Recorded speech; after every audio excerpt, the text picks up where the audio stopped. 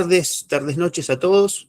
Es un placer enorme estar acá, mientras que siguen entrando algunos más. Mi nombre es Javier Navarra, como ven en mi cartelito, soy instructor de neurodinámica, y vamos a tener este encuentro, este webinar con algo de contenido para hacer una introducción a conceptos de neurodinámica, y sobre todo la idea de este webinar es entrelazar lo que hacemos en neurodinámica con lo que hacemos habitualmente en terapia musculoesquelética. Así que eso es lo que vamos a hacer, y vamos a usar como ejemplo, casi como excusa, las disfunciones de codo, que son muy habituales, y todos tenemos muy bien presentes. Así que gracias por estar ahí. Harry, ¿algunas palabras? ¿Estás por ahí? Acá estoy. Bueno, de parte nuestra de Lernen, muchas gracias, Javi. Es la segunda vuelta que damos a esto. Hemos decidido no hacer otro vivo, sino un webinar, porque hay más posibilidad de intercambio, y lo que te queremos pedir es esto, de que concretamente nos cuentes lo que se ve en el curso, qué es neurodinámica, cómo se aplica en la vida profesional concretamente, y acercarnos, digamos, al curso que ya en breve vas a dictar acá en Buenos Aires. Así que bienvenidos, muchas gracias una vez más. Esto son esfuerzos para todos los que participan, para vos que estás fuera de tu horario laboral, así que muchas gracias. Yo aprendí de vos, Harry, y yo no tengo horario laboral, ¿no? Nosotros no tenemos horario laboral. Nuestro horario laboral es todo el día. Virginia lo va a grabar esto, así que lo subimos después a las redes también para compartirlo por donde se pueda compartir. En el canal YouTube seguro que también, así que adelante y muchas gracias nuevamente. Bien, gracias, Harry.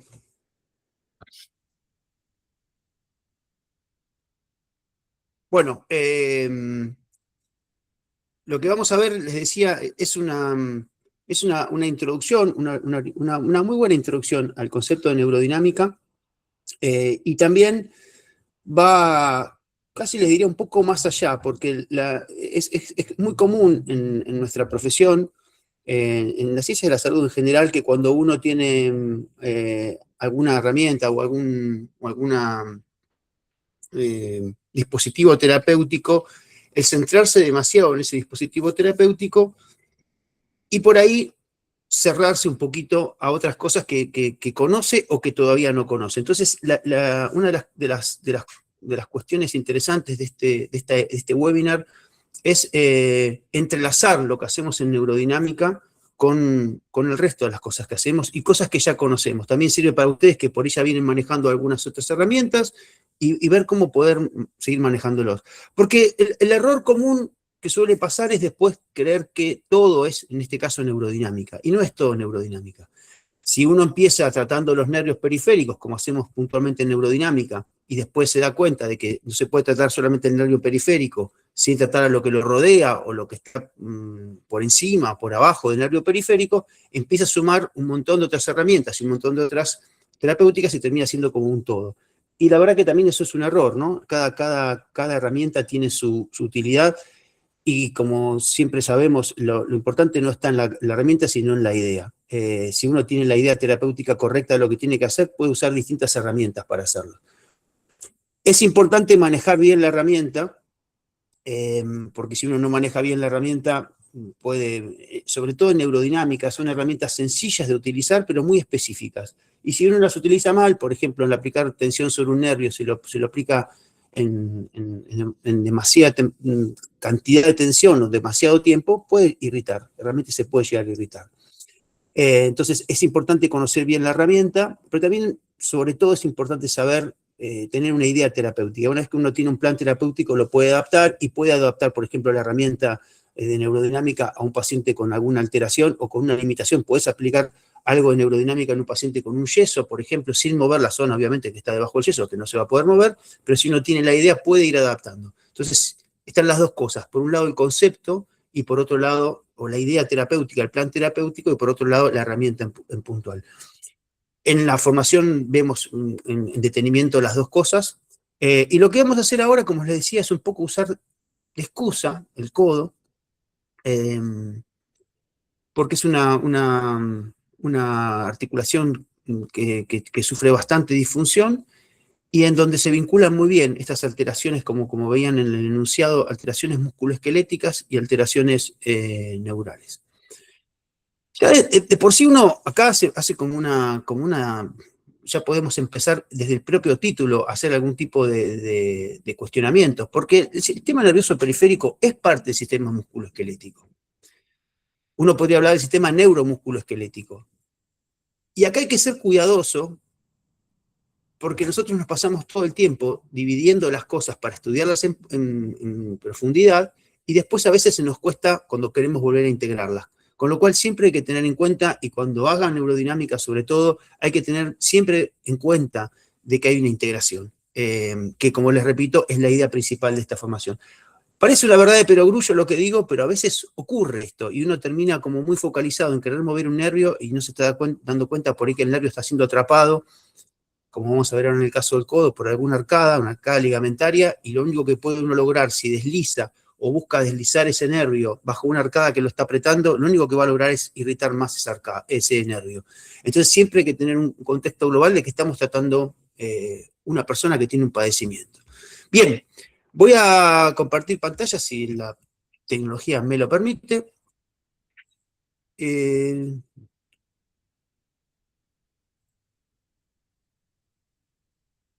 segundito. No estoy viendo la pantalla.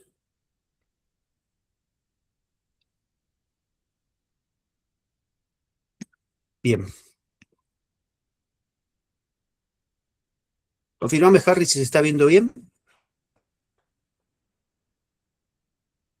Sí, vamos, perfecto. Perfecto, bien. Desde ya les decimos para la modalidad, la idea es tener una presentación de unos 15, 20 minutos y después discutir, debatir un poco, así que vayan preparando preguntas.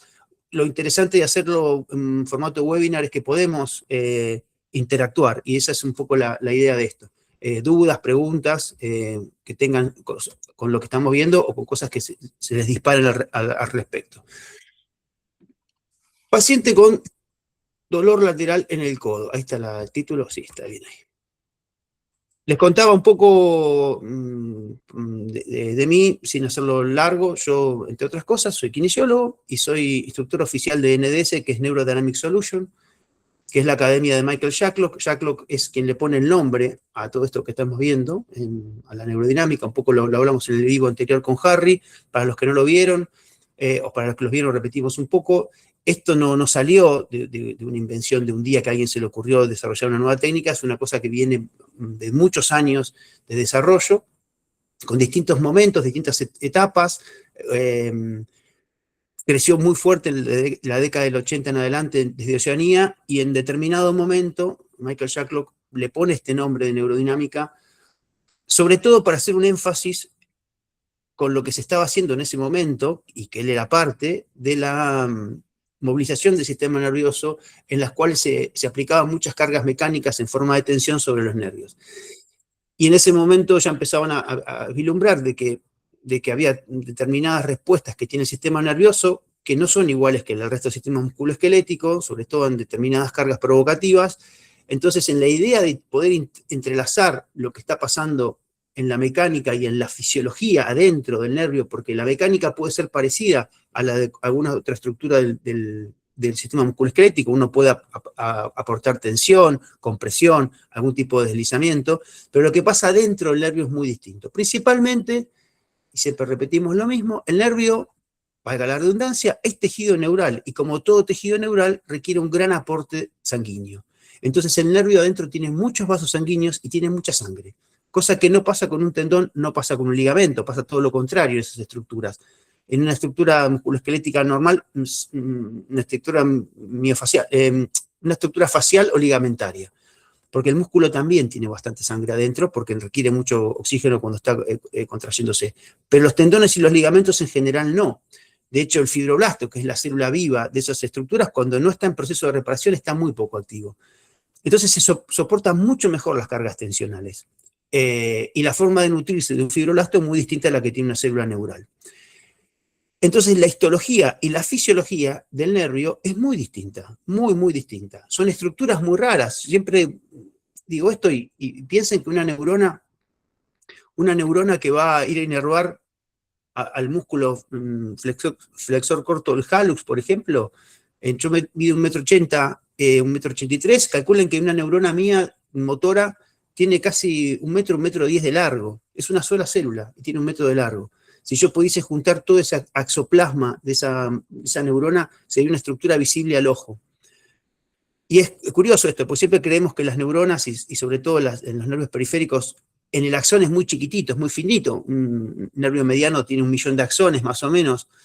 Son muy finitas, pero son largas, son estructuras grandes. Eso requiere toda una histología muy particular. El nervio tiene son tejidos muy, muy particulares con respecto al resto de los tejidos. Entonces, lo que pasaba en ese momento, en esta necesidad de ir mejorando las técnicas y mejorando los abordajes, Jack acuña este nombre de neurodinámica con el énfasis de vincular lo que hacer dos grandes vinculaciones. Por un lado, lo que estaba pasando entre la mecánica y la fisiología dentro del sistema nervioso y la aplicación clínica de eso, tanto para la evaluación como para el tratamiento. Y por otro lado, es en vincular todo lo que pasa en el nervio, tanto en fisiología como en el sistema nervioso, vincularlo con el resto del sistema musculoesquelético. Porque también, y no es que no se daban cuenta, porque todos venían ya pensando en esto y debatiéndose, a veces las técnicas de neuromovilización, como se las denominaba en ese momento, no tenían tanto en cuenta qué estaba pasando o cómo estaban el resto de las estructuras. Entonces muchas veces se podía terminar irritando. Entonces en la neurodinámica en sí mismo no es un sinónimo neurodinámica de neuromovilización, o por lo menos no cuando nació en ese paper original de Jacklock del año 95, donde él escribe ese paper en inglés, que es Neurodynamics, después se ha traducido neurodinámica o neurodinamia al castellano. La idea era enfatizar esas dos vinculaciones. Acá hay algo que pasa a nivel mecánico y a nivel fisiológico que están siempre entrelazados, no se pueden separar, y a la vez todo eso que pasa junto del nervio está entrelazado con el resto de lo que está pasando a nivel del tejido circundante. Entonces, ese es el concepto fuerte de neurodinámica, es la aplicación clínica de esas estructuras, lo que pasa en el nervio, tanto a nivel fisiológico como mecánico, con lo que está pasando alrededor. Por eso también la idea de hacer fuerte en esta vinculación, porque si no, no funciona. La realidad es que vos podés ser el mejor movilizador de nervios, tenés una muy buena técnica de movilizar nervios, y si no estás contextualizando lo que está pasando, no va a funcionar o le vas a sacar mucho menos provecho. Y acá sí, volvemos entonces a esta imagen. Y acá tenemos un dolor lateral en el codo. Primero, aclarar que vamos a hablar de dolor lateral en el codo. El codo tiene muchas disfunciones, a nivel neural es muy común la disfunción lateral, que es la que vamos a abordar hoy, y también es muy común la disfunción interna del codo, que tiene que ver más con el nervio cubital. Es una zona muy particular, la zona del cubital es un túnel osteofibroso, pero más que nada óseo, muy particular, que todos en algún momento nos hemos golpeado y nos hemos alterado, pero nosotros vamos a hablar en este webinar de las disfunciones laterales del codo. Y acá es muy interesante hacer distintas reflexiones a distintos niveles. Generalmente esto nosotros lo llamamos epicondilitis. Generalmente acá abro micrófono para que ustedes digan. Y es un error. Etimológicamente es un error. Hoy día diría que no está mal que lo hagamos porque ya estamos tan acostumbrados y para todo el mundo estamos acostumbrados a decir dolor lateral del codo es epicondilitis. La verdad es que es un error de concepto. Por eso en determinado momento, sobre todo en el mundo sajón, se lo empezó a denominar dolor lateral en el codo. Lateral elbow pain. Si uno lo mira desde un punto de vista profesional, parecería ser poco profesional decir tenés un dolor lateral en el codo, ¿no? El paciente te mira con la cara como diciendo, sí, ya sé que tengo un dolor lateral en el codo, no me está diciendo nada. Cuando uno le dice epicondilitis, suena un poquito más elegante, o le puede llegar a decir codo de tenista, que a veces también suena de tenista, pero el paciente te va a decir, no, nunca jugué al tenis. De hecho, los que juegan al tenis en general, hace tiempo que si tienen algún buen instructor y tienen bien elegido el grip de la raqueta, en general no se lesionan el codo porque lo tienen bien prevenido. Suena más elegante, pero la realidad es que es mentira. Acá les puse una imagen muy interesante, esta que uno baja en internet. Está buena, es muy ilustrativa. La mayoría de los dolores laterales del codo que yo he visto a lo largo de la vida, que han sido muchos, no han sido en tenistas. Y muy pocos han sido epicondilitis. Esa es la verdad. ¿Y por qué? Y acá empezamos a meternos a pensar. Epicondilitis significa inflamación del epicóndilo. El epicóndilo es un hueso. De hecho, nosotros en general en Argentina hablamos de epicóndilo y epitróclea para el cóndilo interno. No está mal decirle cóndilo interno, con lo cual en algunos lugares se habla de cóndilo, epicondilitis interna o externa. En realidad el cóndilo es el externo, pero anatómicamente se puede hablar también cóndilo interno a la epitróclea. Pero es un hueso. En la mayoría de nuestros pacientes no vamos a encontrar una inflamación del hueso. En algunos casos encontramos inflamación del periósteo, que es la membrana que recubre el hueso, que también podríamos llamarlo epicondilitis, porque el periósteo es parte del epicóndilo en este caso. Pero ya pensando en estructuras, la mayoría de los que tienen la afección musculoesquelética, que realmente viene por un sobreuso del radial externo, principalmente del segundo radial externo, como está bien marcado en esta imagen, generalmente no se afecta justo en la inserción. Generalmente el dolor está un poquito más abajo. Un poquito más abajo todavía, más hacia distal. ¿Por qué? Porque está en lo que se llama unión miotendinosa entre el músculo y el tendón. A veces puede estar directamente sobre el epicóndilo, no es tampoco imposible de encontrar, con lo cual sería más correcto hablar de epicondilitis, pero en la mayoría de los casos los vamos a encontrar mucho más acá. Con lo cual ya sería un error decir epicondilitis. Suena más elegante, como hablábamos antes, pero no es real, no es una epicondilitis, sino en ese caso sería una tendinitis o una miotendinitis o miotendinosis, si es un periodo en el cual empieza a cronificarse. Y más allá de la etimología o de la rigurosidad de la nomenclatura, yo marco esto porque es importante, porque este tipo de cosas nos van sesgando a nosotros, o nos van cambiando el foco atencional o llevando el foco atencional hacia estructuras que por ahí no los corresponden. Seas consciente o seas inconsciente, cuando estás trabajando sobre un paciente, tu cabeza está pensando en estructuras profundas. En algunas personas como yo es más consciente ese proceso. Yo vengo de la docencia de anatomía durante muchos años, entonces es común que esté pensando en estructuras profundas, lo cual no siempre es bueno, sépanlo también, pues, durante mucho tiempo pensé que una virtud y a veces no, porque una vez en ese focalizar, cuando uno focaliza mucho en algo, empieza a perder la visión lateral de lo que hay alrededor. Pero siempre, en toda la cabeza de todos ustedes, cuando están viendo un paciente, algo está pensando en lo que está pasando adentro de ese paciente. Entonces, acá es donde se comete un error si uno empieza a sesgarse con los nombres y a pensar en el segundo radial externo o en los músculos extensores. Porque a veces es el segundo radial externo, a veces es todo el grupo extensor, a veces es más hacia distal, a veces es más hacia proximal. Y rara vez va a ser aislado. Hay muchas estructuras que pueden estar afectando en un dolor lateral en el codo. Con suerte algún paciente viene con un diagnóstico ecográfico. Hoy día la ecografía se ha hecho muy popular, la ecografía musculoesquelética, bienvenido sea.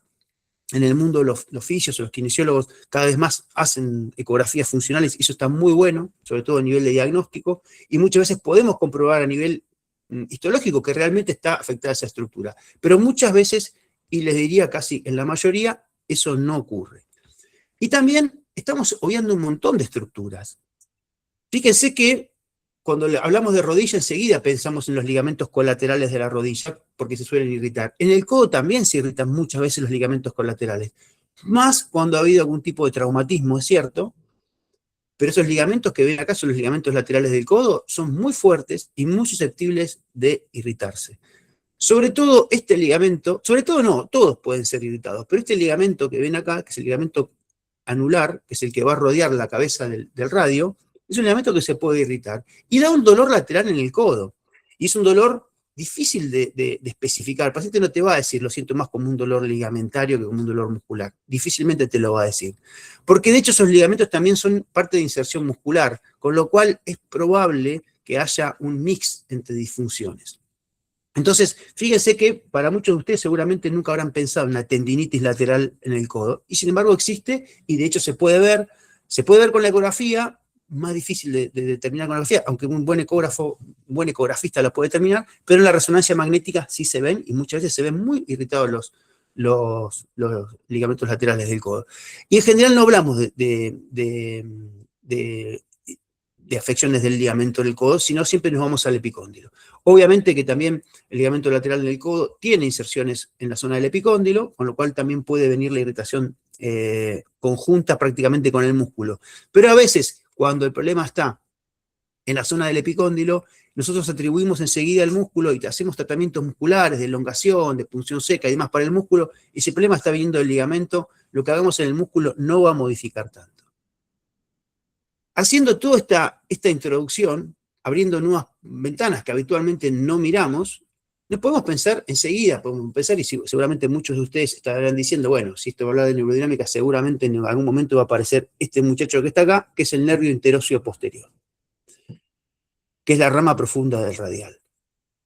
Esta es otra estructura que viaja por esta zona y que es factible de ser irritada. De hecho, es muy común que se irrite y puede darnos síntomas en esta zona. El nervio radial, cuando baja por el nervio radial viene de la cara posterior, cuando gana nuevamente el espacio anterior, debajo del braquio radial o supinador largo, da una vueltita, enseguida se divide.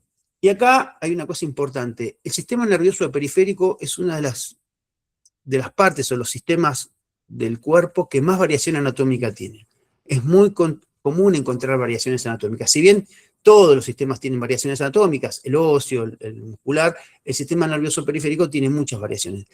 El nervio radial puede venir dividido desde muy arriba.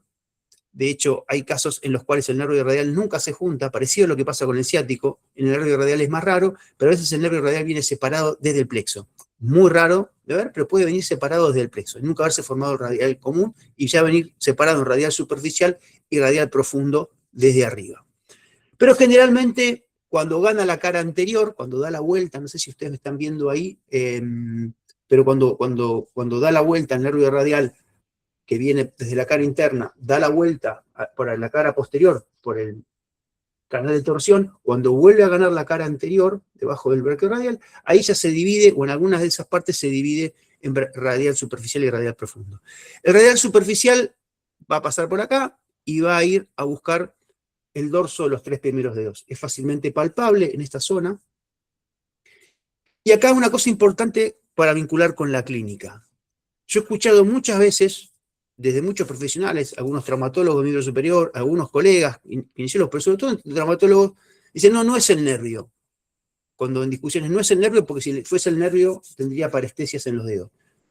Grave error, porque el que va a dar parestesias en los dedos es el radial superficial, justamente, que no atraviesa en esta zona grandes túneles. Sí, más abajo, acá tiene abajo una zona donde atraviesa el tabique facial que puede comprimirse un poquito más entre el tercio proximal y el tercio medio del antebrazo.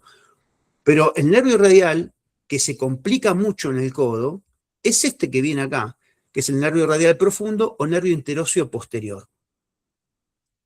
¿Por qué se complica mucho? Porque atraviesa un músculo. Le pasa por adentro un músculo, que es el músculo supinador, o si hablamos en acta latínica sería supinador, si hablamos nosotros en la nomenclatura que usamos habitualmente nosotros le decimos supinador corto, porque al braquio radial le decimos supinador largo. Este músculo es un músculo muy interesante, cambió mucho la función en los seres humanos con la pronosupinación de los miembros superiores. Nosotros venimos, por más que algunos no lo quieran ver, venimos de la cuadrupedia, en algún momento este era un miembro de soporte y tenía otra función muy distinta. Nosotros cambió mucho la función del supinador porque nos permite un montón de cosas. Hacer la supinación, sobre todo el poder llevar la palma hacia la cara y poder alimentarnos con eso. Y este músculo cambió mucho su función y su anatomía. y tiene dos cabezas, una cabeza superficial y una cabeza profunda, y entre medio de esas cabezas se mete el nervio.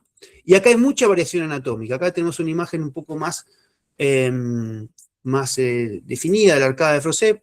Es una zona compleja porque esta parte cambia mucho su función. La cabeza del radio está ahí atrás enroscándose, y a veces la cabeza del radio no tiene forma simétrica, y al girar en la pronosupinación también puede molestar o generar cambios de presión en esta zona. Y acá tienen una imagen, por ahí no la ven, esta es poco feliz esta imagen porque está sacada de un paper de cirugías, pero quería que tengan una imagen en vivo. Esto es una medición que hacen los cirujanos. Lo que quería que vean es esto. Esta es la arcada de Froset, que es la arcada ligamentaria que tiene el músculo supinador. En algunos pacientes, yo tengo videos de cirugía, esto es fuerte, casi como la correa de una persiana, es una estructura muy fuerte, muy de ligamento. Y fíjense el nervio, no sé si ustedes ahí lo llegan a apreciar bien con detenimiento, pero acá el nervio tiene una preparación, nervio interóseo posterior. El nervio acá viene siendo cilíndrico prácticamente. Acá el nervio se hace muy acintado, muy afinado, justamente para prepararse y pasar por debajo de ese lugar. Fíjense que acá se aprecian en el color nacarado de la fascia las fibras que tiene esa arcada. Es muy fuerte porque la supinación está luchando todo el tiempo con la pronación, como vamos a hablar después. Entonces es un músculo que es cortito, muy cortito, tiene una desventaja mecánica, por un lado, con respecto al pronador, que está del otro lado, que es su antagonista funcional, pero a la vez su competidor. Entonces está todo el tiempo trabajando ahí en acción y coacción con ese músculo, y eso es lo que genera muchas veces disfunciones. A veces acá hay una variación anatómica, y es que esta arcada es mucho más rígida, mucho más dura, mucho más fibrosa, y eso prácticamente, cuando tenés esa estenosis de la arcada de Froset, en cuanto le des mucha utilidad al miembro superior, vas a estar muy expuesto a lesionarte. Siempre las disfunciones anatómicas o biomecánicas son terrenos predisponentes a que la patología venga. No necesariamente vas a tener la patología, pero el tener una arcada de Froset muy marcada, muy gruesa, puede predisponerte a que si usas mucho la pronosupinación, termines lastimándote. Y entre otras cosas, esta es una de las utilidades más grandes que tiene la neurodinámica, hacer preventiva neurodinámica. Y cuando digo neurodinámica, no me refiero solamente a mover el nervio radial con las maniobras, que como vamos a ver después, sino también a trabajar lo que está pasando alrededor, que es en este caso el supinador. Entonces, veníamos pensando dolor lateral en el codo, enseguida pensamos en una entesopatía, una epicondilitis, vimos que también puede haber afecciones ligamentarias, vimos también que puede haber afección del nervio. Esto más o menos ustedes lo conocen. Una cosa importante que quería marcar es lo que les dije antes, porque lo he escuchado muchas veces, es decir, no, si fuese el nervio también tendría afecciones de la sensibilidad. No es cierto, porque es otro nervio. Este nervio es un nervio netamente motor, y acá hay una cosa muy interesante desde la clínica. Nosotros siempre creemos que el dolor neural es aquel dolor eléctrico quemante con sensación de cosquilleo o parestesia. No es así. Ese es el dolor que dan habitualmente, o las sensaciones que dan habitualmente los nervios superficiales, los nervios cutáneos.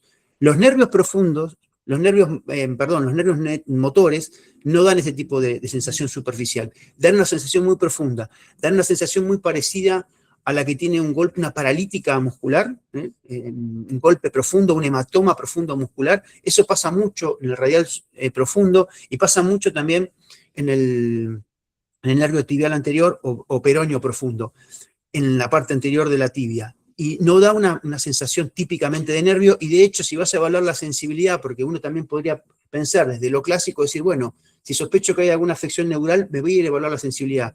En un caso puro de arcada de Froset vas a evaluar la sensibilidad y va a estar completamente normal, porque el nervio sensitivo está normal, el que se afecta es el nervio profundo. Podés llegar a encontrar déficit en la fuerza de los extensores, va a tener que tener una afección bastante profunda, pero sí se puede llegar a encontrar, y de hecho a veces se afecta hasta el electromiograma en ese tipo de disfunciones cuando son más profundas. Ahora bien, empezamos a vincular. ¿Cómo evalúo esto? ¿Qué pasa con esto? Nosotros tenemos una maniobra, una variación de la maniobra.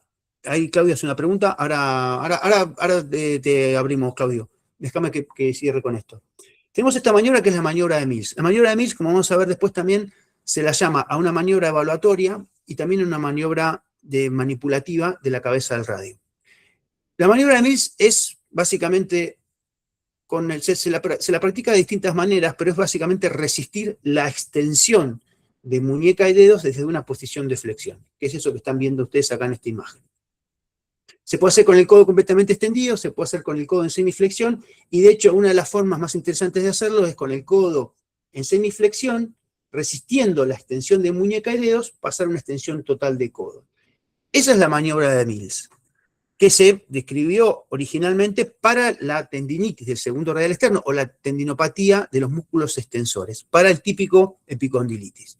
Imagínense que ese paciente que teníamos antes, ahí Claudio vamos con tu pregunta, imagínense que ese paciente que tenía antes le duele la cara lateral del codo y yo le hago esta maniobra. Cuando le hago esta maniobra y le pido una extensión, el paciente le duele. ¿Qué me dice eso? ¿Qué me está diciendo eso? Piénsenlo un segundo. Claudio, abrí el micrófono y pregunte ahora o calle para siempre. ¿Qué tal? Buenas noches.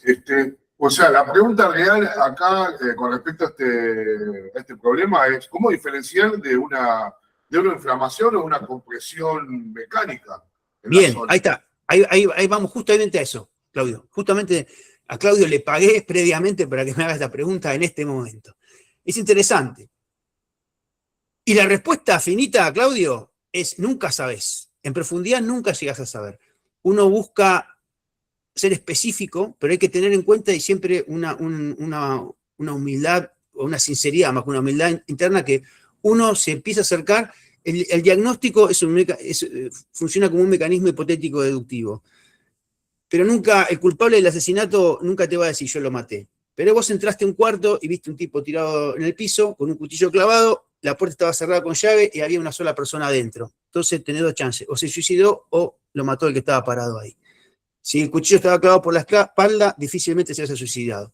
Es una analogía muy grata la que se me acaba de ocurrir, pero en definitiva es así. Uno en el diagnóstico siempre va descartando, pero nunca, el culpable nunca confiesa. Entonces, siempre tenés una margen de duda, pero tenés herramientas como para hacerlo. Y ahí lo que yo estaba marcando acá. Si vos haces esta maniobra, que es la maniobra de Mills, que todos estudiamos en algún momento para diagnosticar la antesopatía en los músculos extensores que se van a insertar en el epicóndilo, cuando el paciente haga la fuerza, cuando haga fuerza para resistir, esto ustedes, los que lo han padecido, lo saben, o se lo han hecho alguna vez a un paciente, saben cómo duele esto. Entonces vos decís, pero le dolió en la extensión activa. Ahí empezamos a discriminar. Como dice Claudio, ¿cómo sabes si es una inflamación en esta zona, bien localizada en esa zona, o es el nervio? Entonces decís, hago la maniobra de Mills y le pido una contracción contra resistencia. Si duele contra resistencia, dicen muchos, no es el nervio, porque está doliendo cuando el músculo se contrae. No está mal el razonamiento, de hecho se acerca un poco a la realidad. La verdad es que cuando vos contraes los extensores de muñeca y dedos, también entra en funcionamiento el supinador, por más que esté profundo y el supinador no llega a los dedos, es solamente el supinador, se va a contraer. Y al contraerse el supinador, sobre todo desde esta posición, que es una posición en pronación, y acá es una pronación máxima, la contracción del supinador es lo que llamamos en neurodinámica un cierre máximo sobre el nervio. Esa arcada de Froese se va a cerrar y va a apretar el nervio. Con lo cual, el hecho de que te duela al hacer la contracción no te está asegurando que sea una patología muscular. Puede ser tranquilamente una patología neural o puede ser, como vamos a ver después, mixta. Entonces, acá no te alcanza para decir, porque acá estás poniendo en tensión a los músculos, lo estás poniendo también en contracción a los músculos, pero también estás poniendo en tensión a una gran parte del nervio radial. Todo el nervio radial, desde la cara posterior del brazo hasta la inserción, hasta la inervación final que va a dar cerca de acá de la parte proximal del carpo, se está poniendo en tensión. Se está poniendo en tensión y se está poniendo en compresión, porque al hacer este movimiento, en la pronación máxima, sobre todo el contraerse supinador, es el movimiento que más provoca en la arcada de Froese. Con lo cual acá estás evaluando todo. ¿Sirve hacer esta maniobra? Depende. Si el paciente está con mucho dolor, no la hagas porque es una maniobra muy provocativa y probablemente provoques más que evocar. Jacques siempre dice que en el diagnóstico, sobre todo en neurodinámica, pero lo pueden utilizar en todo tipo de diagnóstico, uno trata de evocar, no de provocar. Trata de evocar la puntita de ese síntoma y asegurarse de que lo que está uno provocando o evocando, en este caso en la evaluación, sea exactamente lo mismo que el paciente sufre en el día a día. Porque muchas veces te va a pasar acá en el codo que el paciente tiene un dolor como vamos a ver ahora, un dolor típico neural, cuando vos haces esta maniobra, le desencadenás dolor, pero el paciente te dice, no es exactamente lo mismo que siento yo cuando estoy colgando la ropa, cuando estoy manejando, cuando estoy jugando al tenis o cuando estoy leyendo un libro. Entonces, ¿cómo podés empezar a diferenciar? La palpación es muy interesante acá. La palpación, sobre todo cuando uno tiene muy buen conocimiento de la anatomía palpatoria, es interesante porque vos podés darte cuenta si está más en la inserción del segundo radial externo, en la parte tendinosa del segundo radial externo, se evoca puramente el dolor, y podés palpar el nervio radial acá es palpable. Y a veces cuando lo vas a buscar, obviamente vas a estar buscando, escarbando el nervio radial en esa zona, muy cerca del músculo supinador, es probable que toda la zona esté irritada, y por eso en neurodinámica hacemos mucha palpación neural y le damos importancia. Si bien es provocativa, cuando uno no la tiene tan canchera para realizar, a veces nos da mucha información. Por ejemplo, a veces vos estás palpando el nervio radial acá y automáticamente discurre un dolor en la cara anterior del antebrazo, y el paciente dice, eso es lo que siento habitualmente en mi dolor clínico. Eso prácticamente ya te está indicando. Si vos al palpar el nervio desencadenaste el síntoma, sobre todo el síntoma a distancia, prácticamente te está indicando de que es un problema neural. Pero no te quedas con eso, Claudio, no se queden con eso. ¿Qué sí tenés? Tenemos una gran suerte, y es que el sistema nervioso es largo. Es la herramienta más útil que tenemos es la longitud del sistema nervioso. El nervio radial no arranca en el codo, no arranca en el brazo, no arranca en el hombro, arranca acá arriba. Y de hecho podemos hablar de que arranca en la médula espinal, y la médula espinal también está sujeta a los movimientos desde la cabeza. Uno puede poner tensión en el nervio radial desde la cabeza.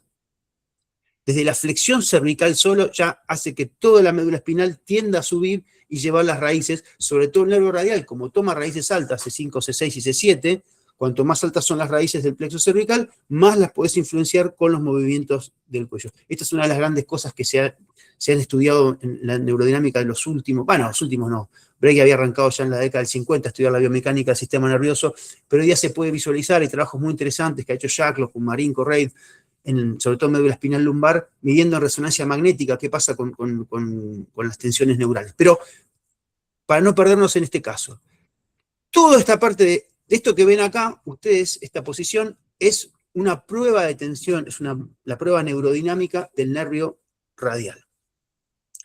Se puede hacer en distintas posiciones. Generalmente, las evaluaciones neurales tratamos de hacerla con el paciente en decúbito y relajado o relajada, para que no haya tensión muscular alrededor que nos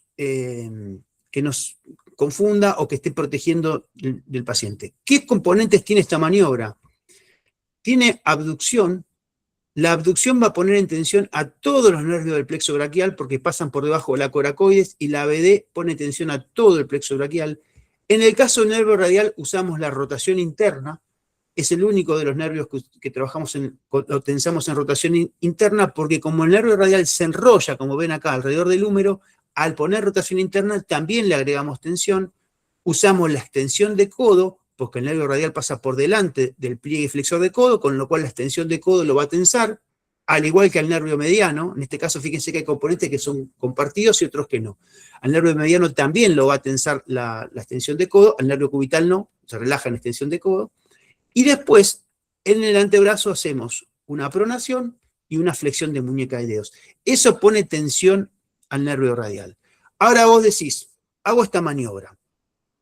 También se usa un componente que acá no está indicado, que es la depresión escapular. En la maniobra radial pura, cuando se hace la maniobra estándar, se hace con depresión escapular. Se baja la escápula y eso pone también bastante tensión en todo el plexo braquial.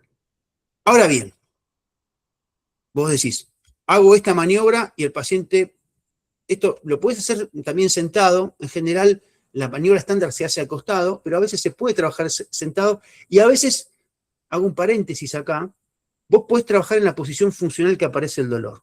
Generalmente no lo hacemos para casos muy agudos o casos con un dolor muy manifiesto, pero lo hacemos muchas veces en dolores en deportistas, cuando el típico caso que viene y te dice, mira, ahora no me duele nada, estoy bárbaro, haceme todo lo que quieras y no me lo vas a encontrar el dolor, vengo hace 6 meses peleando con este codo, pero acá no me duele nada, ahora después de jugar media hora me aparece el dolor. Eso te puede aparecer en un trabajador. Me acuerdo yo una chica que había atendido que trabajaba en el casino con estas maquinitas donde reparten las cartas, que también en el momento de la consulta el dolor no aparecía, pero después de estar trabajando un rato hacía mucha pronosupinación con ese movimiento y el dolor era insufrible y era bien claro, en ese caso era clarísimo que era neural, porque sentía dolor que irradiaba a todo el antebrazo.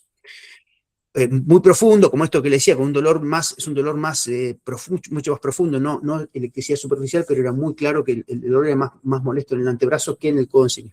Pero bueno, en esos casos, a veces podemos usar posiciones que no son las ortodoxas para evaluar con el paciente acostado. Y podemos trabajarlo en la posición funcional. Dice, a ver, mostrame en qué posición te duele. A veces también podemos hacer, en neurodinámica lo hacemos, en los niveles C, lo que llamamos los niveles 3, perdón, que son los niveles altos, con los pacientes con mucha dinámica funcional, pero que no tienen tanta afección, podemos buscar que haga la actividad previa, si es que se puede, sobre todo los que trabajan en deporte en los clubes, pueden pedirle la actividad previa y después evaluarlo. Y ahí muchas veces terminás encontrando aquello que en la evaluación tradicional no encontrás. Pero volvemos al caso general. Si yo hago esta maniobra, primero, no tengo que hacer toda la maniobra para evaluar el nervio. Y acá, sobre todo los que no estén, que hagan algunos tipos de maniobras porque alguien se las enseñó y demás, tengan mucho cuidado. Las maniobras de evaluación neurodinámica se hacen siempre y sin excepción hasta la primera aparición del síntoma. Estos son todos los componentes que puedo poner para poner tensión al nervio radial. No significa que los tengo que poner todos. De hecho, los sujetos sanos, en la maniobra estándar, los sujetos sanos, la respuesta aparece mucho antes de hacer todo esto. Entonces, punto 1, importante para la clínica, nunca vayan a poner tensión al nervio más allá de donde aparece la respuesta, porque el nervio es mucho más sensible que un tendón y un ligamento.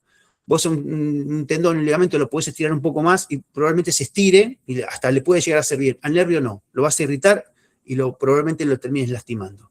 Entonces se hacen siempre hasta la primera evocación de síntomas. Y a veces la primera evocación de síntomas es la extensión de codo y nada más. Con el paciente acostado en la camilla, el hacer la extensión completa de codo ya pone suficiente tensión en el radial para que aparezca sintomatología. Sea hasta donde sea que avanzaste en la prueba, volviendo a la pregunta de Claudio, que todavía no se la contesté, vos decís, ¿y cómo sé si es el nervio o es una inflamación local del ligamento, de la estructura? Porque esta prueba, como también mueve el codo, también pone tensión en esas estructuras. Acá también hay una tensión del segundo radial externo. ¿Pero qué tengo? La cabeza en este caso. Si yo al hacer esta maniobra aparece una sintomatología en la zona del codo, y cuando hago inclinación contralateral de la cabeza, esa sintomatología cambia, y vos hiciste bien la maniobra, esto es lo que llamamos, presten mucha atención a esto, es lo que llamamos diferenciación estructural en neurodinámica. Como el nervio es largo, yo puedo poner tensión en el nervio desde un lugar remoto. Para eso el nervio tiene que estar pretensado. Si el nervio está completamente relajado, si yo estoy sentado con el brazo flexionado arriba de la mesa y hago una inclinación lateral en el codo, el nervio radial, perdón, una inclinación contralateral de la cabeza, el nervio radial en el codo no se va a mover ni 1 milímetro, porque está completamente relajado. Es una soguita que está suelta. Ahora, si el nervio está pretensado, cuando hago una inclinación contralateral del cuello, el nervio radial en el codo se va a tensar. Entonces, lo que me fijo al hacer la prueba neurodinámica siempre, una vez después de que evoqué el síntoma, es ver qué pasa con la diferenciación estructural. Y siempre busco la parte más alejada del nervio que tenga. Esto sería genial, por ejemplo, para un dolor en la muñeca, que el nervio radial muchas veces da dolor en la muñeca, o el nervio radial superficial a veces da dolores como el de Kerbein. En esos casos es todavía más útil la diferenciación estructural, porque no hay absolutamente ninguna estructura musculoesquelética que llegue desde la muñeca hasta el cuello, ni desde el codo hasta el cuello. Lo único que llega del codo al cuello es el nervio radial. En algunos casos, más en el miembro inferior, a veces pueden usar el nervio del otro lado, usando el otro brazo para diferenciar acá. En el miembro superior no es tan útil y ni tan dinámica la relación entre las raíces contralaterales, como se verá en el curso, pero a veces se puede utilizar también. Esa es la forma de diferenciar. Si toda esta posición genera dolor en el codo, yo no puedo asegurar que sea neural. Y esto es el error más común que veo en la clínica por las personas que tienen un conocimiento mínimo, o un conocimiento, perdón, algún pequeño conocimiento sobre neurodinámica. Me dice, hice la prueba neurodinamica y me dio positiva. En neurodinámica no hablamos nunca de prueba positiva y negativa. Es un algoritmo de secuencias que uno hace para evaluar y viendo en cada etapa qué pasa. Porque si yo hago esto y duele el codo, lo que decía al principio, yo al pensar en estructuras digo, estoy tensando el nervio, le dolió el codo, es por el nervio. Es un error, porque estoy tensando el nervio, estoy tensando músculo, estoy tensando ligamentos en esta cuestión, y estoy moviendo el hueso también. Entonces me tengo que asegurar, después de aparecía la respuesta, y no antes, de que al mover en este caso el cuello, puedo usar también a veces la depresión escapular, si ya la tengo colocada, pero moviendo a distancia, asegurándome que ustedes tienen que pensar a nivel estructural que en esta región de codo, que es donde está doliéndole al paciente, lo único que van a querer, después de que apareció la respuesta, en el momento de diferenciar, lo único que van a querer mover es el piolincito del nervio, pero dejando todo lo demás quietito, quietito, sin moverlo. Entonces, ahí es donde no te asegurás, Claudio, pero empezás a confirmar y decís, che, como hablamos antes el ejemplo del asesino, y tenés todas las fichas puestas que fue este. Nunca te va a confesar que fue él, pero tenés todas las fichas puestas. Porque ahí lo único que estás moviendo en el codo es el cuello. Ahora bien, parecería ser todo grato. ¿Qué pasaría si hago esto y el paciente tiene una afección en el nervio? Cuando ponga la tensión neural, va a doler. Yo quiero saber, ¿es nervio o es otra estructura? Inclino el cuello para allá y el paciente dice, el dolor me duele mucho más. En el codo me duele mucho más. Ahí tengo casi una certeza de que lo que está afectando es el codo. Es el nervio, perdón, en el codo. Pero les hago una pregunta. Si yo hago la maniobra bien hecha, que quiere decir que todo esto lo dejé quietito, todo esto quedó quietito y lo único que moví fue el cuello. Porque un error común es, hago la maniobra y cuando voy a hacer el movimiento del cuello, que lo puedo pedir activo o lo puedo hacer pasivo, suelto sin darme cuenta la muñeca. Porque estoy moviendo otra cosa, o pierdo tracción, suelto la muñeca, entonces, si bien voy a poner el cuello para aquel lado, poniendo más tensión al nervio, solté la otra punta del nervio, y de golpe el paciente me dice, no cambió nada, o el dolor me disminuyó, y a uno se puede confundir. Entonces, siempre para hacer la diferenciación estructural, uno tiene que mantener toda la prueba bien mantenida, el resto de la prueba bien sujeta, como si hubiese quedado congelado, y lo único que mover es el lugar más lejano que tenga. Eso es lo que hacemos en la diferenciación. Ahora les digo una pregunta. Estoy hablando muy rápido, entonces lo dejo a ustedes un poco que piensen. Si yo hago esto con el paciente, dolor lateral en el codo, hago esta maniobra, el paciente se acuesta en la camilla, dolor 2 o 3, hago la prueba y de golpe el dolor pasa a 6, 7. Ahí me duele, me dice el paciente. En cuanto el paciente me dice, ahí siento una respuesta, yo freno la maniobra. No es que la retiro, la dejo en esa posición y hago lo que ya previamente se le explica al paciente y o se practica con el paciente antes de hacer la prueba, se hace hacer la inclinación contralateral. Cuando hace la inclinación contralateral, el paciente me dice, ¿sabés que ahí el dolor disminuyó? Me sigue molestando, pero me molesta un poquito menos. ¿Sabe?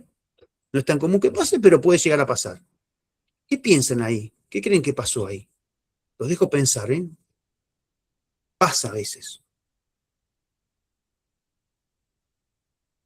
Y en el nervio radial, dentro de los nervios periféricos, pasa con cierta frecuencia. Pasa mucho en el SLAMP test, en el canal medular, pero a veces en el nervio periférico pasa también, y en el radial suele pasar. En primer lugar, si yo me vuelvo a repetir la prueba para asegurarme de que no haya soltado otro componente, porque lo que sí sé es que la tensión en el nervio aumentó, y de hecho aumenta mucho al hacer inclinación lateral. Lo que sé, si sé todo bien, es que en el codo, lo único que cambió con la inclinación del cuello fue la tensión en el nervio. Ahora, hubiese sospechado que iba a aumentar el dolor, y en realidad disminuyó. En primer lugar, sigo teniendo un indicativo de que es neural, y de hecho en ese caso todavía más indicativo de que es neural, porque lo único que se movió en el codo al mover el cuello, en esta tensión, acuérdense, el nervio tiene que estar pretensado, fue el nervio. A veces los nervios duelen por tensión y a veces duelen por deslizamiento. A veces lo que no quiere el nervio es irse para una punta. Cuando hacemos esta maniobra, estoy moviendo el nervio, antes de inclinar el cuello, imagínense todavía con el cuello en neutro, lo que hago es mover el nervio radial sobre todo a distal. Me lo estoy llevando todo hacia distal. Y sobre todo, en la arcada de Frosé, lo que suele pasar es, no sé si ven ahí mis dedos, es el nervio donde se separa, en el lugar donde está la arcada, puede estar pasando esto. Al irse hacia distal, terminar chocando el nervio contra la arcada o contra alguna estructura que esté en el medio. Entonces, cuando lo llevo hacia distal, aparece el síntoma. Pero si de golpe tiro de la cabeza para el otro lado, por más que estoy aumentando la tensión en el nervio, porque la muñeca la dejé en esa posición, entonces la tensión en el nervio aumenta, aún a expensas de aumentar la tensión en el nervio empieza a deslizarse un poquitito hacia proximal y se aleja de la zona de conflicto. Y a veces el dolor disminuye. Eso es una disfunción, en neurodinámica llamamos disfunción de deslizamiento. No es una disfunción de tensión. De hecho, le pongo más tensión y el síntoma lo pude apagar. Generalmente son cuadros no muy agudos, cuadros que no vienen con mucho dolor, pero se ven. Lo importante de acá es que hice la maniobra neural, evoqué una respuesta y hago la diferenciación estructural. Ahí recién con la diferenciación estructural es cuando me aseguro, casi me aseguro, Claudio, que el problema es neural. Porque como dije, en el resto de la prueba estoy solicitando a todas las estructuras. Toda prueba neurodinámica tiene que finalizar con una diferenciación estructural. Si no, no es neurodinámica. Es tensión del sistema musculoesquelético y el sistema nervioso todo junto. Lo único que me asegura de que hay un componente neural es cuando hago la diferenciación estructural y la diferenciación estructural cambia el síntoma del paciente. Ahora me quedo un segundo más acá y les hago otra pregunta. El hecho de que haya cambiado con el cuello, imagínense, el caso habitual lo que va a pasar es que esta prueba aumenta la sintomatología y cuando voy el cuello para otro lado, el síntoma aumenta más todavía. Eso me indicaría que es neural. ¿Eso ya me hace seguro de que el problema que tiene el paciente es neural? No. Tengo que asegurarme de que sea el mismo síntoma que tiene el paciente. ¿Por qué? Porque gracias a Dios tenemos todas las... Bueno, gracias a Dios no, gracias a las personas que lo investigaron. No sé si fueron influenciadas o no por Dios, pero se lo demos a la gente que lo publicó, lo investigó y lo publicó. Todas las maniobras neurodinámicas que conocemos, por lo menos las que enseñamos nosotros, las oficiales, han sido probadas en sujetos sanos. Y tenemos los estándares de qué pasa cuando eso se lo hace a una persona sana. ¿Por qué? Porque en general, cuando vos tirás de un nervio, el nervio en algún momento grita. Si los sujetos sanos, y la mayoría de los estudios han sido hechos con estudiantes de fisioterapia, o sea, gente joven con cierta inclinación a hacer deporte, con lo cual no es el estándar de toda la población, es un estándar un poquito más elevado desde el plano de vista de la función musculoesquelética, y en algún punto todos dan respuesta. Entonces, no puedo decir que porque una persona, un paciente, hice la prueba, si dio una sintomatología en la zona del codo que cambió al hacer la inclinación del cuello, asegurar de que su problema tenga que ver con el nervio. Ahí tengo que asegurarme de que eso que apareció en la prueba ese día sea lo mismo que siente él o ella en su casa o en el momento que le duele. A veces te va a pasar que viene el paciente, en este caso con dolor del codo, haces la prueba neurodinámica da una respuesta en la zona del codo, haces la diferenciación estructural con el cuello en este caso, la diferenciación estructural cambia la respuesta, o decís, che, cambió, con lo cual es el nervio, pero cuando le preguntás al paciente, ¿ese es el mismo dolor que vos sentís cuando te duele jugando al tenis en tu casa o al repartir cartas en el casino? Y el paciente te dice, ¿sabés que no? Es muy parecido, es cerca de la misma zona, pero no es exactamente el mismo. Lo que yo siento es ligeramente distinto. Entonces ahí abrís un paréntesis y entrás en una de las ramas del algoritmo que da opciones a probar con el tratamiento, pero en forma de prueba, porque probablemente el paciente por ahí tiene una afección en un ligamento o en un músculo. Cuando haces la prueba, desencadenás ese síntoma. Cuando inclinás el cuello, cambiás la tensión en el nervio y parte del síntoma disminuye, pero es el componente del nervio, pero no es el dolor que le está molestando a él o a ella en la vida cotidiana. Entonces, son distintos pasos que hay que hacer para estar seguros. En neurodinámica pura lo que hacemos es tratar de excluir al paciente de la neurodinámica, dice siempre Jacklock, y me parece muy interesante. Uno se vería tentado a querer tratar todo con los nervios, pero no todo tiene que ser tratado desde los nervios. Entonces hay que hacer un buen escalamiento del diagnóstico para saber si está seguro de que es el nervio. o lo más seguro posible, seguro no vas a estar nunca. Y recién ahí lo pones en un tratamiento neurodinámico. No porque el tratamiento neurodinámico pueda hacerle mal, sino porque le estás sacando tiempo y te estás evitando hacer otro tipo de tratamiento. Entonces, todos esos pasos son los que hacemos. Y lo interesante es que las maniobras de tratamiento son básicamente las mismas maniobras que usamos para evaluar, se hacen con distinto énfasis. La idea del tratamiento neurodinámico es poner movimiento en esos nervios para quitarle la mecanosensibilidad que tiene el nervio. De hecho, una muy buena maniobra es en esta posición, siempre respetando la regla que decía antes. No se trabaja en el tratamiento activo dentro de la zona de dolor. Esto es el componente final de la maniobra. Y esto es un problema porque muchas veces uno cuando muestra las maniobras en los libros, lo que se pone es la maniobra completa para que se vean todos los componentes. Pero rara vez en un paciente llegas a hacer todo esto. Tiene que ser un paciente con mucha disponibilidad de movimiento para poder meter todos los componentes. Vos llegás a meter hasta donde el paciente tiene sintomatología. Y de hecho, una de las cosas interesantes que hacemos en la formación es desarmar la prueba y armarla de formas distintas según lo que necesite cada paciente. La secuencia va cambiando. No podés cambiar los componentes, no le podés poner al nervio radial rotación externa porque no lo vas a tensar con rotación externa al nervio radial. Pero sí podés poner primero la extensión de codo, o primero la extensión de muñeca, o primero la inclinación lateral de cuello, según lo que estés buscando. Y una forma de tratarlo es, con esa posición, vos podés, ya como técnica de tratamiento, podés, al momento de inclinar la cabeza, soltar la muñeca, ahora sí, para permitir un deslizamiento. Eso te va a permitir mucho más deslizamiento proximal. Después tensás de nuevo la muñeca y traes el cuello a posición neutra, entonces el nervio viaja hacia distal. Y de esa forma lográs una gran cantidad de movimiento. Ahí tenés 1,5 centímetros, 2 centímetros de movimiento del nervio en el codo. Con ecografía se lo puede medir muy fácil. Ya que tiene muchos trabajos hechos con cadáveres, haciendo las pruebas neurodinámicas en cadáveres, midiendo los movimientos. De hecho, es una de las partes de su trabajo actual, de ver. No es tan fácil medir la cantidad de desplazamiento con ecografía para ser exactos, pero tenés grandes cantidades de desplazamiento. Y esa es una de las herramientas terapéuticas más interesantes que tenés. Ponés en ligera pretensión el nervio, siempre antes de la respuesta del paciente, y desde ahí haces deslizamientos. La zona media la dejas quieta y lo que haces es tirar de las dos puntas. Lo que estás buscando es un deslizamiento del nervio. Eso genera una gran producción de movimiento adentro del nervio sin provocarlo tanto.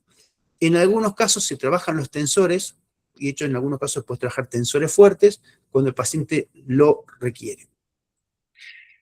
Y acá, y cerrando porque me fui un montón del tiempo, quiero ir comentando otras cosas, ¿no? De lo que hablábamos al principio. Interrelacionar la neurodinámica o la movilización, la parte bien del nervio de la neurodinámica con el resto de las cosas que pasan.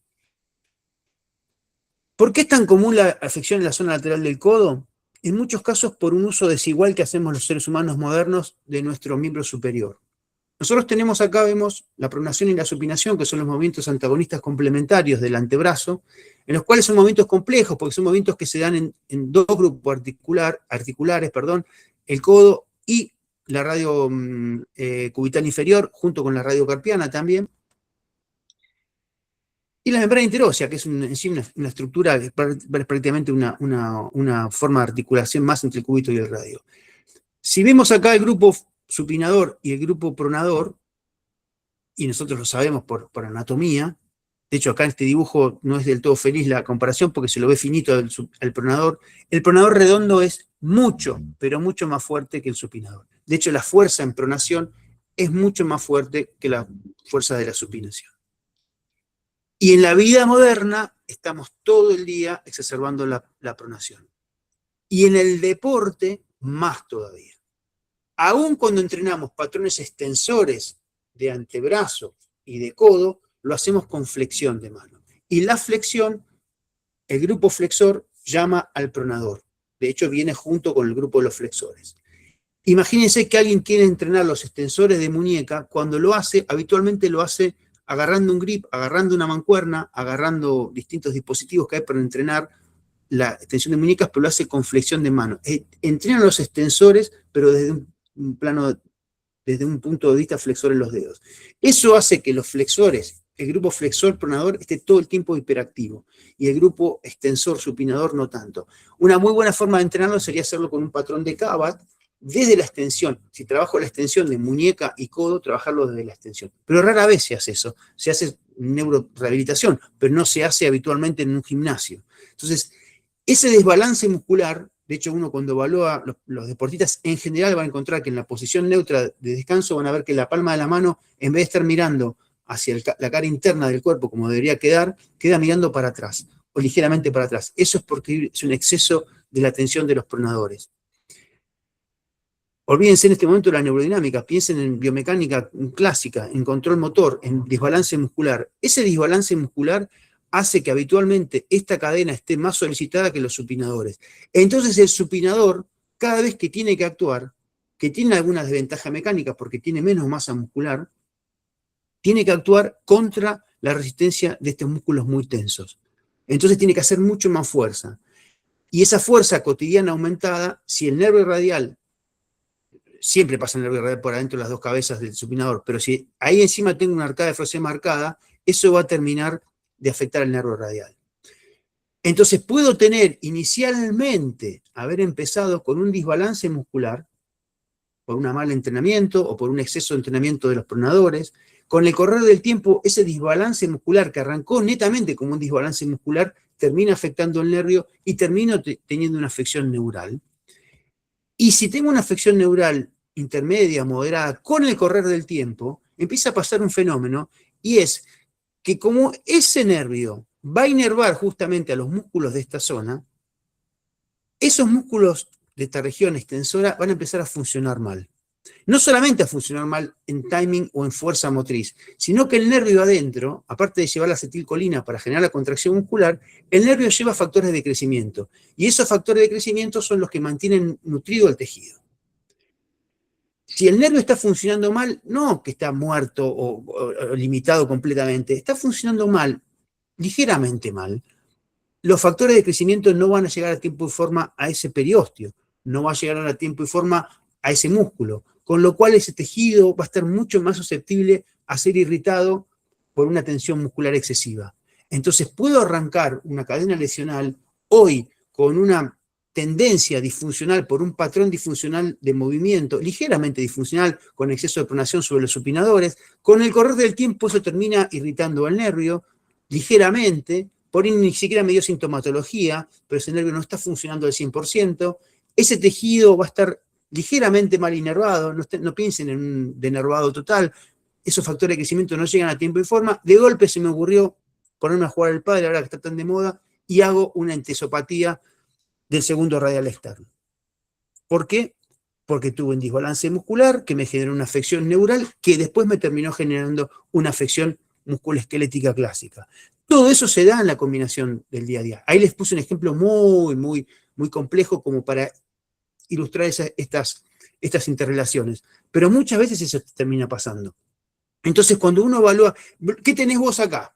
Entonces, si vos haces una evaluación neurodinámica, sea lo que sea que tengas, y cuando haces la evaluación neurodinámica, al poner en tensión el nervio, el síntoma aparece, y cuando haces la diferenciación estructural, en este caso, voy a volver a la maniobra anterior, en este caso usamos el cuello, el síntoma cambia, sea para aumento o para disminución, tenés por lo menos un pedazo de información importante para saber que el nervio está participando en eso que tiene ahí. En esa torta que tenés ahí, un componente es el nervio. ¿Puede ser que tengas una irritación del periósteo y a la vez una afección neural? Sí, de hecho, muchas veces lo vas a tener. Lo que sí sabes ahora es que tenés una afección neural y que si vos tratás solamente el periósteo o el músculo, el nervio no se va a curar solo. Si bien el cuerpo tiende a curarse solo, o tenés herramientas para ayudarlo a curar. El nervio tiene un gran problema y es que adentro del nervio, la parte profunda del nervio, no hay linfáticos, con lo cual cuando el nervio se inflama, le cuesta sacar la inflamación. Y acá me fui mucho en el tiempo, porque esto me apasiona, pero quiero dejarles con esta investigación.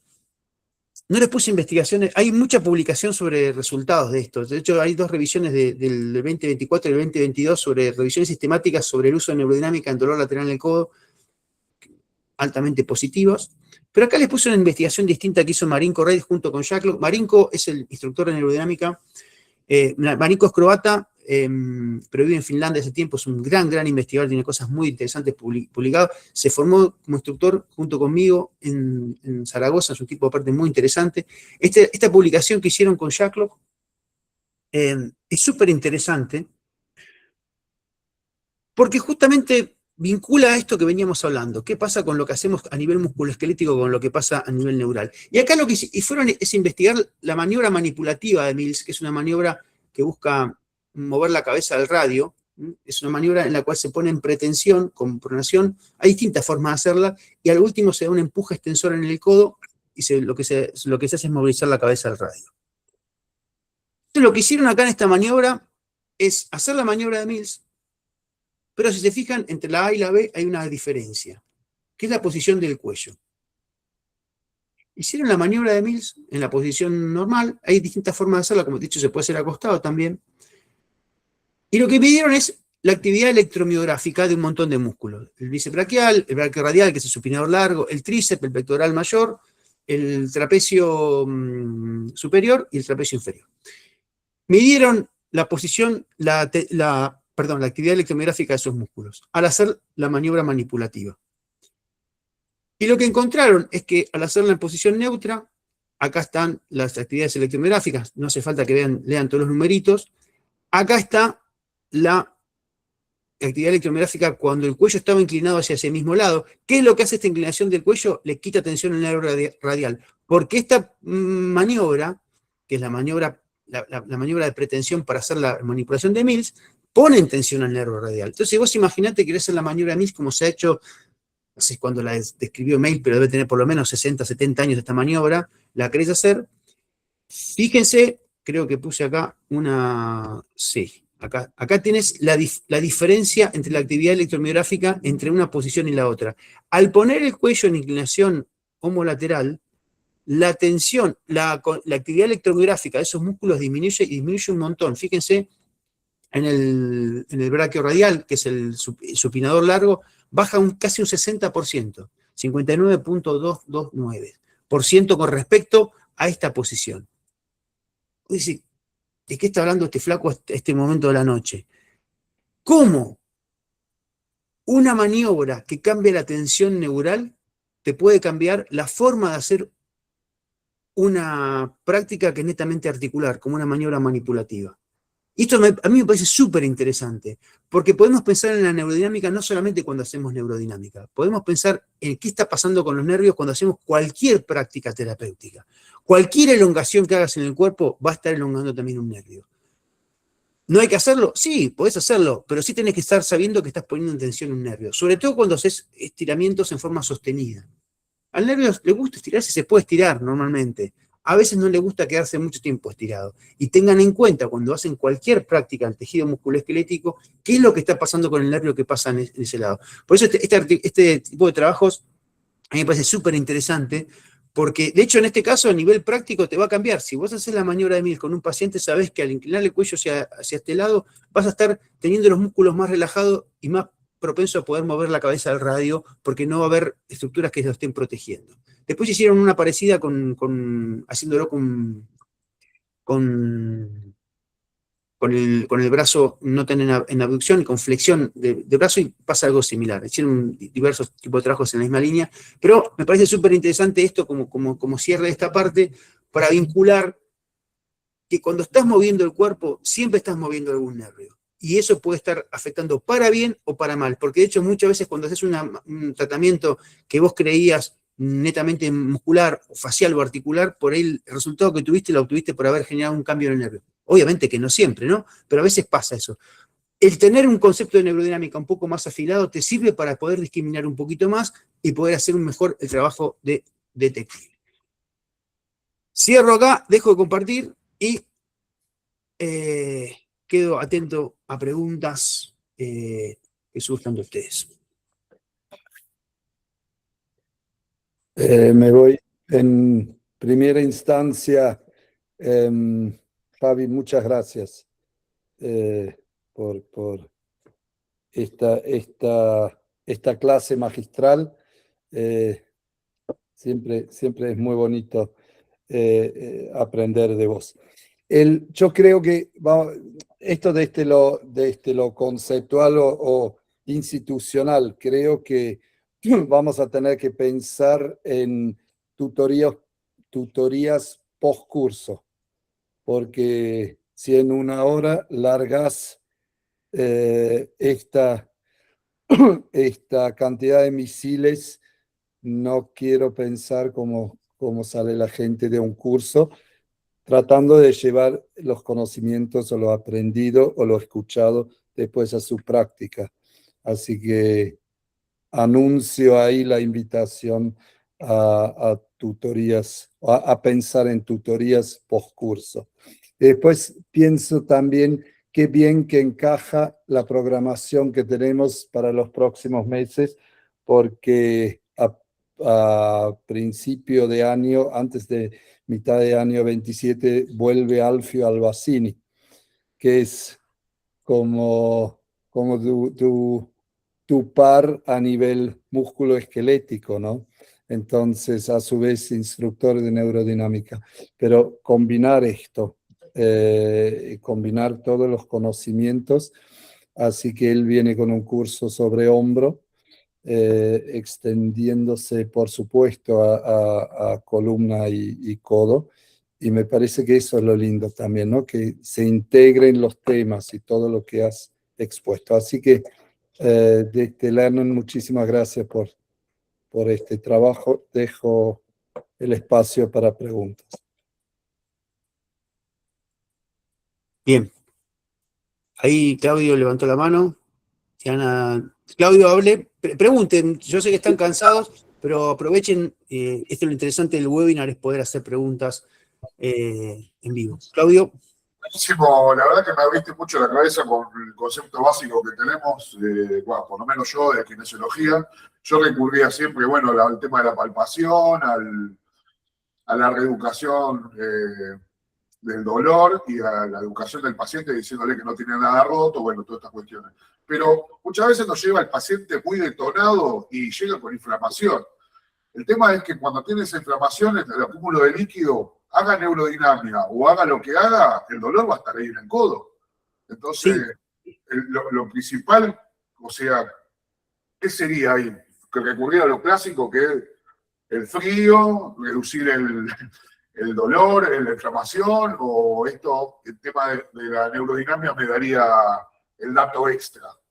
Te da el dato extra y te sirve. Sí, obviamente, si hay una inflamación importante alrededor del tejido, bajar la inflamación te va a servir. De hecho, el antiinflamatorio te va a servir, o muchas veces en este caso hasta el bloqueo. Hay un bloqueo puntual en el nervio radial en ese lugar, te puede llegar a servir. Lo que sí, si vos no tratás el problema del nervio y hay un problema en el nervio, bajar la inflamación y el dolor después va a volver. Das un corticoide y la inflamación va a bajar. El tema es que después el problema va a volver a aparecer porque está afectado. Y hay una cuestión que es la inflamación neurogénica, que es la inflamación que viene desde el nervio, que el nervio genera en el tejido, que va a estar todo el tiempo mantenida si no tratás lo neural. Entonces, la clave es, sí, no deje de tratar lo demás. Lo que tenés que tener en cuenta es que por ahí, acá sobre todo en esta integración, estamos muy acostumbrados a que cuando hay un dolor es trabajar mucho la elongación de los músculos para aliviar la sintomatología. Entonces, ahí hay que darse cuenta que por ahí en ese momento no es el mejor momento, valga la redundancia, de elongar esas estructuras, porque lo que estás haciendo es poner tensión en el nervio. Y por ahí lo que tienes que hacer es un deslizamiento del nervio, como les mostraba yo recién, muy suavecito, para que el nervio se empiece a mover en esa zona, y adentro de cada axón viajan todas estas sustancias por transporte exoplasmático y dejar que esas sustancias vayan moviendo. Con lo cual, primero asegúrate, desde la neurodinámica te diría, primero asegúrate si el nervio tiene una participación o no en ese problema, con la evaluación neurodinámica. Si no, seguí trabajando en lo clásico. Si hay una participación del nervio, tenés herramientas para trabajar el nervio. No dejes de trabajar lo demás si lo demás está afectado, porque el nervio no está solito en el mundo. Sí tener en cuenta esto, interrelacionando lo que pasa a nivel musculoesquelético con lo que pasa con el nervio. Esa sería la respuesta. Gracias, muchísimas gracias y bueno, agradecidísimo por dejarme participar. No, por favor. Y una cosa importante con lo que dijo Claudio, que ya que lo trajo, se lo digo. Cuando hay dolor neuropático más crónico, hay que tener cuidado con el frío. porque muchas veces se genera lo que se llama alodinia al frío, y es un tipo de alodinia particular que se da por el frío. A veces el paciente te lo comenta en forma espontánea, que cuando tienen frío le duele muchísimo. Algo parecido a lo que pasa con la sensibilidad dental, ¿vieron? No se olviden que la sensibilidad dental viene por un dolor neural. Lo que pasa en la sensibilidad dental es que el nervio queda expuesto y por eso es un dolor tan fuerte. Y cuando tomas algo frío duele muchísimo. Algo así puede pasar, no siempre, en el dolor neuropático. Con lo cual, guarda con el frío. El frío tiene acciones muy importantes más allá de la vasoconstricción, muy interesantes, pero hay que evaluar siempre. Lo tiro como un dato así al pasar. ¿Alguna otra pregunta más? Vamos, no sean tímidos y tímidas, pregunten, que me gusta responder preguntas. Están todos muy calladitos y calladitas ahí. Bueno, no vamos a insistir, están con ganas de ir a comer. Prometo, Harry, no sé si estás por ahí todavía. Sí. Se refiere al dolor que. Se refiere al dolor de codo. A ver, de nuevo, ¿quién preguntó que no llegué a leer la pregunta? Jorge, ¿se refiere al dolor de codo postquirúrgico que afecta a la mano también? Puede ser, no siempre el dolor a distancia es un dolor de nervio, ténganlo en cuenta eso. A veces hay estructuras que pueden irradiar a otras estructuras, como un trigger point. Bien, entonces un dolor postquirúrgico del codo puede generarte dolor en la mano solamente por dolor de frío, como el corazón, cuando tenés un infarto, duele en el brazo izquierdo. A veces puede pasar eso. El dolor a distancia no solamente por nervio, pero muchas veces puede pasar. Y en cualquier afección que llega a inmovilización de codo, fracturas, luxaciones de codo, el hacer neurodinámica para los tres grandes nervios, mediano, radial y cubital, es casi una obligación terapéutica. Sí, puede llegar a ser. Bueno, ¿Vamos a comer? me parece que nos vamos a comer. Nuevamente, gracias, Javi. Seguramente organizaremos un próximo evento antes del curso. Seguro, Eh, sí. Virginia dejó link y información ahí en el texto, así que a sus órdenes y muchas gracias por asistir a todos. Ahí aparece una última pregunta y cerramos ahí para hacer el cierre. Si hay neuropraxia del todo, no, Luis. Si la neuropraxia es completa, no.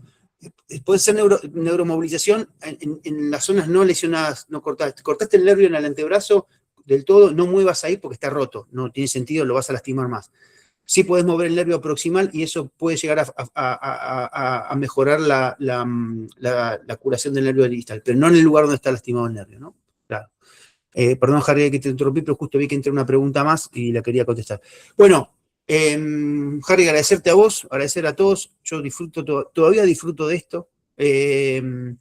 Más allá de que sea parte de mi trabajo, lo disfruto. Vamos a hacer uno o varios más por ahí. Este tipo de encuentros son interesantes para dar también información y que la gente se entusiasme con la formación y vaya conociendo un poco más o se vaya preparando un poco más. Vamos a meter algunas formaciones más con otros casos clínicos.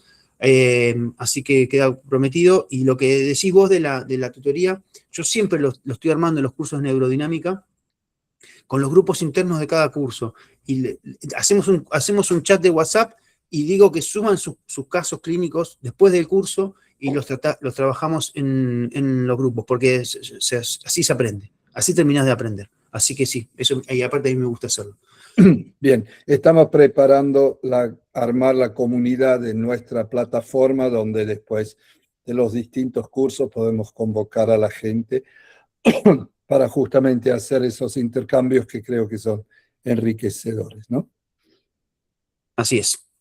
Muchísimas gracias, muchas gracias a todos por participar. Gracias.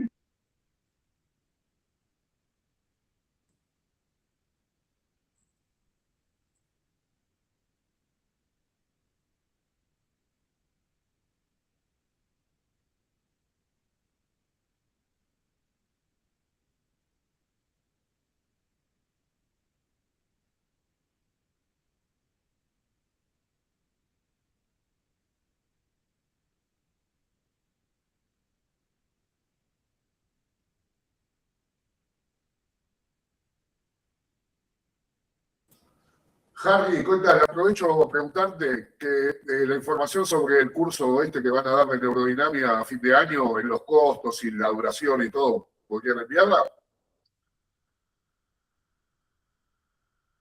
No te